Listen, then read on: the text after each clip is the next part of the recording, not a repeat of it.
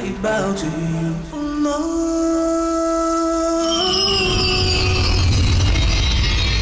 I bow to you, Allah, Allah, you are my Lord. I bow to you, Allah, oh my Allah, you are my Lord. I bow to you.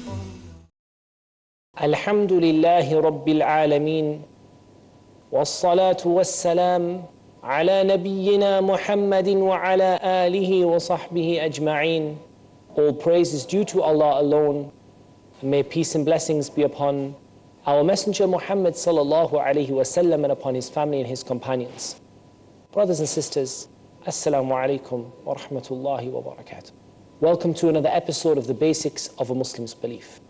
By the grace of Allah subhanahu wa ta'ala, we have gone from the meaning of La ilaha illallah Muhammadur Rasulullah and those things which contradict that meaning, through belief in Allah and belief in the angels, belief in the scripture and belief in the prophets, and belief in the last day. And now we come to the last of the pillars of Iman that are mentioned in the hadith of Jibreel alayhi salam, when Jibreel said to the Prophet sallallahu alayhi wa sallam, tell me about Iman.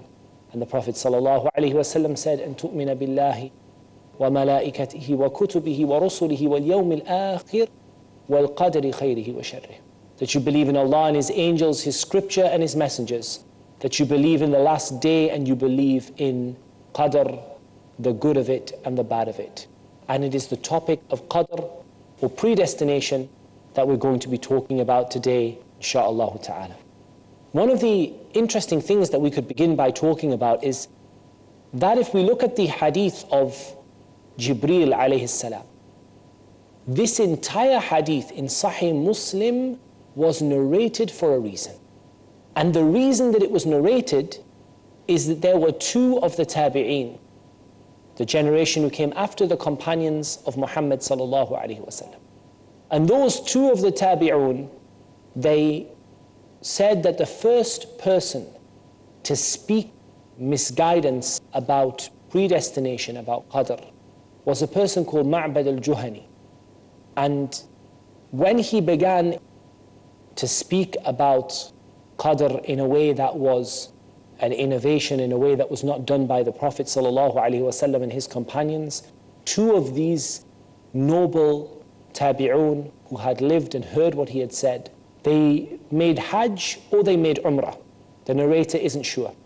And they said, perhaps Allah subhanahu wa ta'ala will bless us by giving us one of the companions of the Messenger of Allah sallallahu alayhi wa sallam wa radiyallahu anhum wa ardahum, that we can ask about this issue. And so they found that Allah subhanahu wa ta'ala blessed them with them seeing Abdullah ibn Umar radiyallahu anhuma. And so they crowded him, one on the left and one on the right. And the narrator, he says, I thought that my companion would leave the speech to me, let me speak first. So he made his statement, and he called Abdullah ibn Umar and he said to him that there are some people in our lands who speak about qadr, and they say that there is no decree and that everything that happens is random. And Abdullah ibn Umar radiyallahu anhuma said, if you meet them, tell them that I am free from them and they are free from me. By the one who Abdullah ibn Umar swears by, if they were to give the mountain of Uhud in gold, it would not be accepted from them unless they believed in qadr, in the divine decree. And then as an evidence for what he said, Abdullah ibn Umar radiyallahu anhuma mentioned the hadith of Jibreel, and the whole of the hadith about the pillars of Islam and the pillars of Iman and Ihsan and the signs of the hour were all given for the purpose of proving that a Muslim has to believe in qadr. And so that statement of the Prophet sallallahu alaihi wasallam, وَأَن تُؤْمِنَ بِالْقَدَرِ خَيْرِهِ وَشَرِّهِ, that you believe in predestination, the good of it and the bad of it, that was the purpose for which Abdullah ibn Umar radiyallahu anhuma narrated the hadith of Jibreel. Ibn al-Qayyim rahimahullah ta'ala said, speaking about the topic of qadr, it is a sea that has no end. And there is no way out of it for any of Allah's creation. Islamic legislation is the ship of safety. Whoever climbs aboard this ship is saved, and whoever leaves it is drowned. And this is the reality of Qadr. Our belief in Qadr, we have only one option, and that is to understand the divine decree and to understand predestination as it is explained in Islam, and not to go beyond that.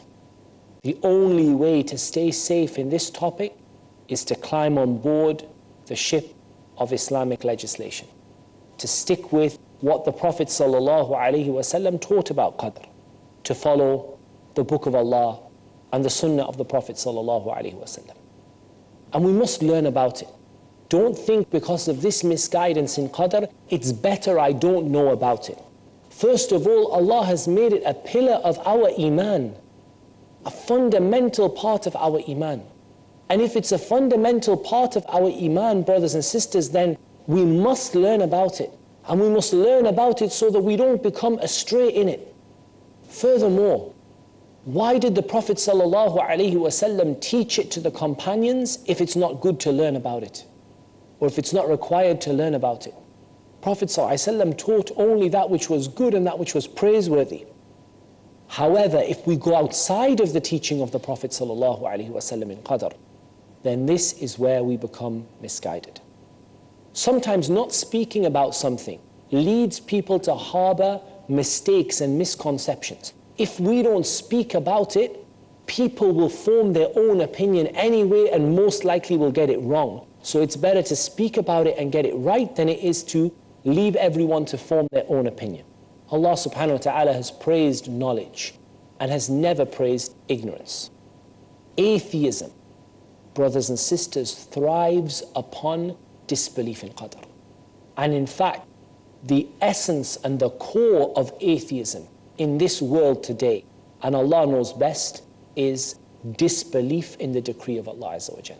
And so don't allow our ummah and our brothers and sisters and our wider community at large to fall into atheism because we don't teach our belief in the decree of Allah subhanahu wa ta'ala.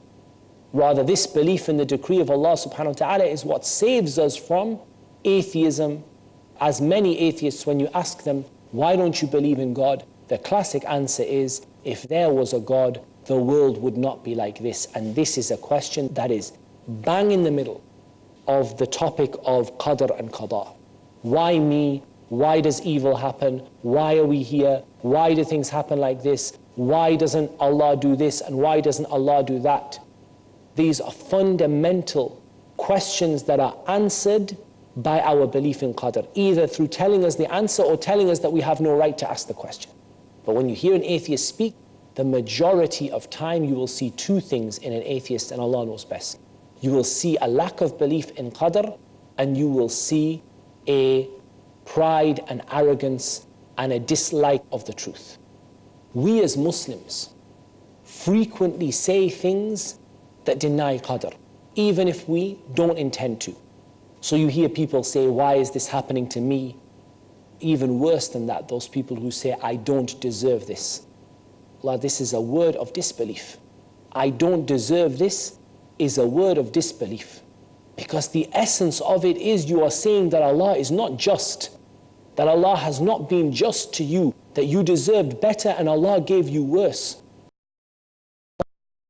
How could a person say about Allah that Allah is not just? And of course, nobody means this when they say it. But the reality of what you're saying when you say, I don't deserve this, or you don't deserve this, is that you are accusing Allah subhanahu wa ta'ala of oppression. And this is from the worst of disbelief. And so it is very important that we learn Qadr so that we avoid making statements that contain inherent or intrinsic disbelief. And we have a wonderful example in the example of the companions of the Prophet sallallahu alaihi wasallam. They warned about misguidance in Qadr, and they taught the generation that came after them the correct belief in Qadr without going beyond the limits. And it's very easy to go beyond the limits in Qadr. But the best way is to simply stick with what is in Islam and to submit to it, to accept it, and then to simply say about everything else that this is beyond what my intellect can manage. I stick with the book of Allah and the sunnah of the Prophet ﷺ and the guidance of the companions. And after the break, we'll continue to talk about this topic of the divine decree, predestination, the topic of qadr and qada. Until then, assalamu alaikum wa rahmatullahi wa barakatuh. Allah, you are my Lord. I bow to you.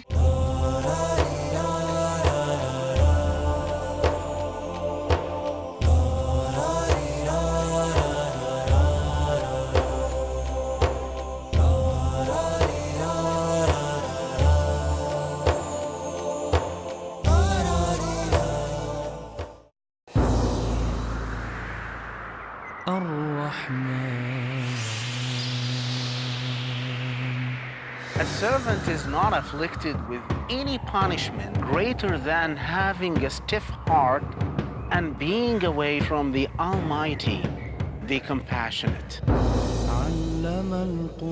Hearts are God's vessels on the earth. The most beloved ones to Him are the softest and the most purest.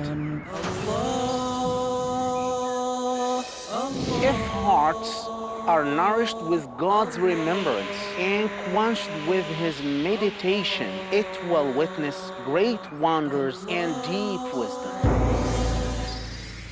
Since our hearts are enlaced with layers of oblivion, we need to cleanse them to stand sound and pure before Allah. To know more, join us on Peace TV's new series on healing hearts, where we can join together the caravan of the sincere servants of Allah.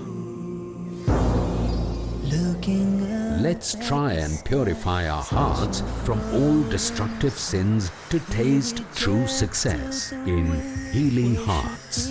Every Thursday at 11:30 p.m. and repeat telecast at 12:30 p.m. India on Peace TV. Dialogue.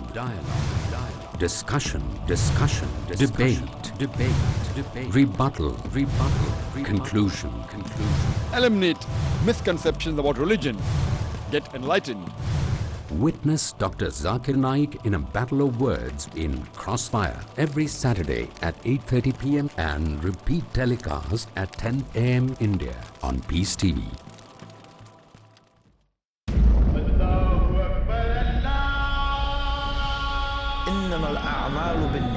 Every action depends upon its intention. Intention sincere. What is your intention? Why do you do what you do?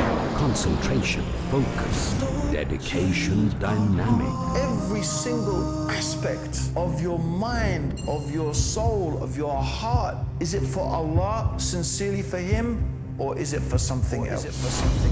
Get going on how to improve your prayers. The purpose of these talks is to counter exactly that type of behavior. Join Abdul Rahim Green. In other words, with the outward action, there is also an inner dimension. In Inner Dimensions of Worship. Next on Peace TV.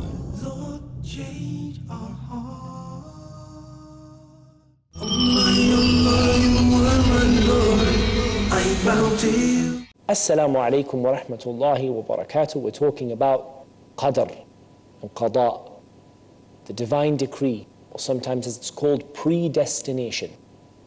What is the ruling of us believing in the decree of Allah subhanahu wa ta'ala? Belief in the decree of Allah is an obligation. Qadr is a pillar of iman. If you don't believe in it, then you don't have any iman. This tells us how important it is for us to believe in this topic properly. And the texts that we find in the Quran and the Sunnah about qadr are of two types. The first is proof that qadr exists and is real. And the second is proof that we have to believe in it. Allah Azza wa Jal says in Surah Al-Qamar, the 54th surah of the Quran, ayah number 49, Indeed, all things we created with qadr. Indeed, all things we created with a divine decree or with predestination. And Allah subhanahu wa ta'ala tells us in Surah Al-Ahzab in the 38th ayah, and ever is the command of Allah a destiny that is decreed. And Allah subhanahu wa ta'ala tells us in Surah Al-Mursalat in ayah number 20 to 23, did we not create you from a liquid that is disdained, and we placed it in a firm lodging for a known extent, and we determined it, gave it a qadr. And excellent are we to destine or to determine things. So Allah Azza wa Jal said, we gave it a destiny or a qadr, and how excellent are we to determine things. And Allah says in Surah Al-A'la, the 87th surah of the Quran in the 3rd ayah, وَالَّذِي قَدَّرَ فَهَدَى, the one who decreed and then guided. And in Surah Al-Anfal, the 8th surah of the Quran in ayah number 42, but it was so that Allah might accomplish a matter that was already decreed. And in Surah Ali Imran, the 3rd surah of the Quran in ayah number 47, whenever He decrees a matter, He only says to it, be, and it is. And as for the sunnah of the Prophet Muhammad sallallahu alaihi wasallam, we have a number of proofs of qadr. We have the hadith of Jibreel. And then we have the statement of Tawus, the tabi'i, rahimahullah ta'ala, in Sahih Muslim. I met some people from among the companions of the Messenger of Allah sallallahu alaihi wasallam. They said everything happens by qadr. And the Prophet sallallahu alaihi wasallam said, the strong believer is better and more beloved to Allah than the weak believer, and good is in both of them. Stick to that which will benefit you and seek help from Allah, and do not feel helpless. And if something bad happens to you, do not say, if only I did this or that, but say, qadarullahi, or qadarullahu wa ma sha'a fa'al. It is Allah's decree, or Allah has decreed, and He does what He wants. For indeed, if opens the door to the work of the shaitan. Sahih Muslim. As soon as you start saying, if only I did this, this would have happened. If only I came 5 minutes earlier. If only I could have said this in the first episode, then I wouldn't have had to say this. If opens the door to the work of the shaitan. But say, qadarullahi wa ma sha'a fa'al. Or another wording, qadarullahu wa ma sha'a fa'al. The first one means it's Allah's decree and He does what He wants. And the second one means Allah has decreed and He does what He wants.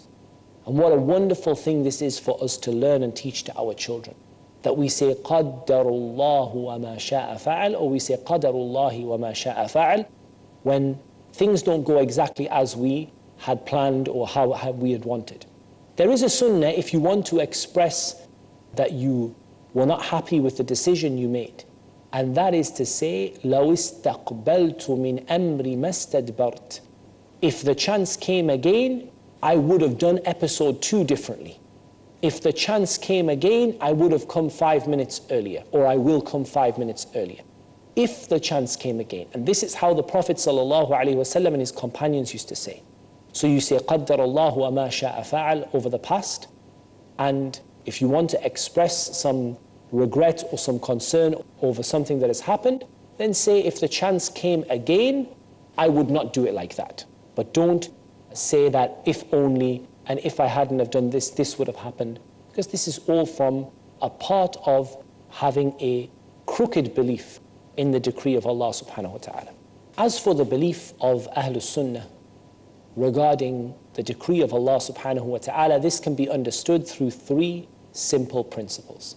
The first, Ahlus Sunnah believe that everything in this universe, whether objects or actions, do not escape Allah's knowledge, writing, will, and creation. Ahlus Sunnah believe that everything that exists in this universe, whether objects or actions, do not escape Allah's knowledge, writing, will, and creation. This principle explains the 4 simple stages of qadr. And I don't want you to overthink them, to start thinking, well, this means, and this means. Simply start step by step and just accept each step as it comes. The first, that Allah knows everything. Allah knows everything that has happened. And Allah knows everything that will happen. And Allah knows what would have happened if something had have happened. And Allah subhanahu wa ta'ala knows even what would have happened if the impossible happened. And we see this from the statement of Allah Azza wa Jal in the Quran in Surah At-Tawbah in ayah number 47. Had they gone forth with you, they would not have increased you except in confusion, and they would have been active among you seeking to cause a trial. Look how Allah talks about something. If something had happened, it didn't happen, then this would have happened. And Allah subhanahu wa ta'ala says in Surah Al-Anbiya, had there been within the heavens and the earth gods besides Allah, they both would have been ruined. Look how Allah is telling you something impossible. Gods besides Allah, it's not possible. It's impossible for there to be a God besides Allah. But if there was a God besides Allah, then Allah knows what would have happened. Because Allah's knowledge is perfect from every angle. He knows everything about the past, and everything about the present, and everything about the future. And He even knows what would have happened if the past had been different, and even to the point of knowing what would have happened if the impossible was true. There's nothing that escapes the knowledge of Allah subhanahu wa ta'ala. And there's no other way of sensibly looking at and believing in Qadr without saying this. And then that Allah subhanahu wa ta'ala wrote in the Lawh al-Mahfuz, the preserved tablet, everything that will happen until the day of resurrection. Now, at this point, people start to become a little confused. And I simply say to you this: are you okay and happy that Allah knows everything that will happen? Yes. So Allah knows all the choices you're going to make in your life? Yes. You can't say no, because if no, then Allah has ignorance, and we don't attribute ignorance to Allah subhanahu wa ta'ala. So if you think that Allah Azza wa Jal knows what is going to happen, and every Muslim does that, then of course it's not difficult for Allah subhanahu wa ta'ala to command the pen to write what He knows. And that's not difficult for Allah Azza wa Jal. Because if Allah knows it's going to happen, it's not difficult for Allah subhanahu wa ta'ala to write down what He knows is going to happen. And people who have problems in this being written down, the first problem has to come with Allah's knowledge. Either Allah knows it or He doesn't know it. If Allah knows it, it's not difficult for Him to write it down subhanahu wa ta'ala. And Allah subhanahu wa ta'ala tells us in a number of ayat that He wrote in the Lawh al-Mahfuz. And Allah tells us in a number of ayat that He commanded to be written in the Lawh al-Mahfuz everything that would happen. And this is repeated throughout the Quran. And Abu Hazim, Salama ibn Dinar, a tabi'i rahimahullah ta'ala, said, Allah knew before He wrote, and He wrote before He created.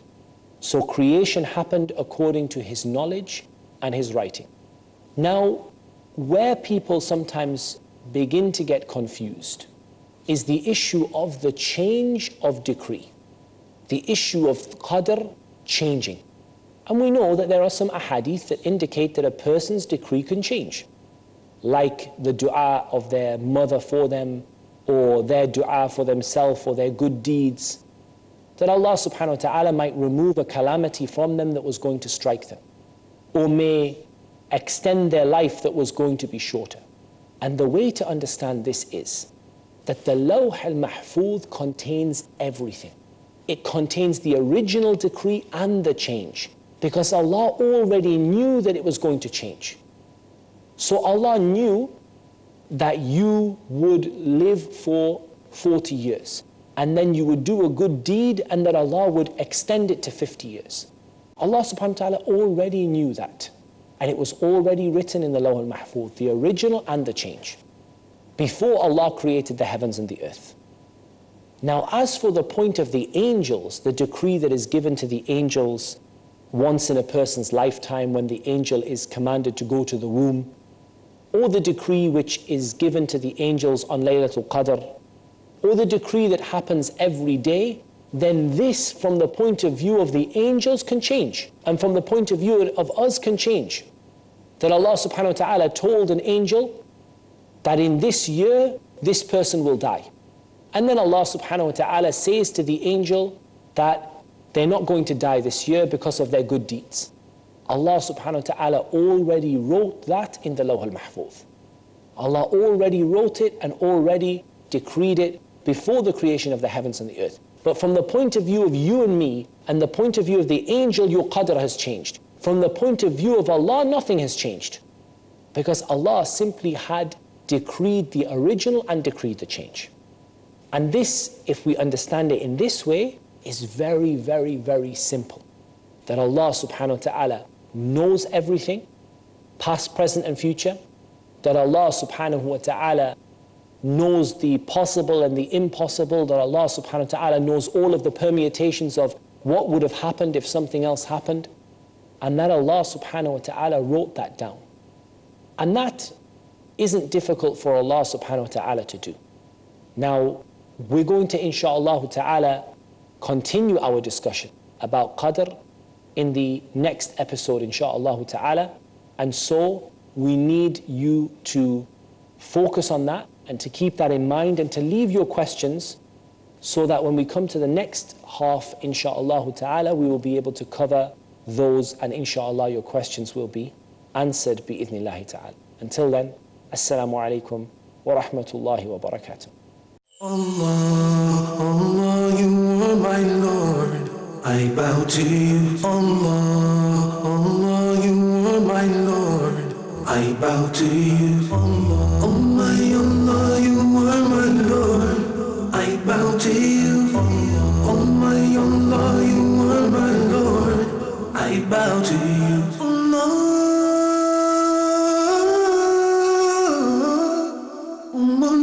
Oh my Allah, you are my Lord. I bow to you. Oh my Allah, you are my Lord. I bow to you. Oh my Allah, you are my Lord. I bow to you. Allah, Allah, you are Muhammad. Pearls of Prophet Muhammad, peace be upon him. Abu Huraira, may Allah be pleased with him, reported Allah's Messenger, may peace be upon him, as saying, when a man dies, his acts come to an end but three: recurring charity, or knowledge by which people benefit, or a pious child who prays for him. Sahih Muslim, Volume 3, Book of Bequest, Hadith number 4005.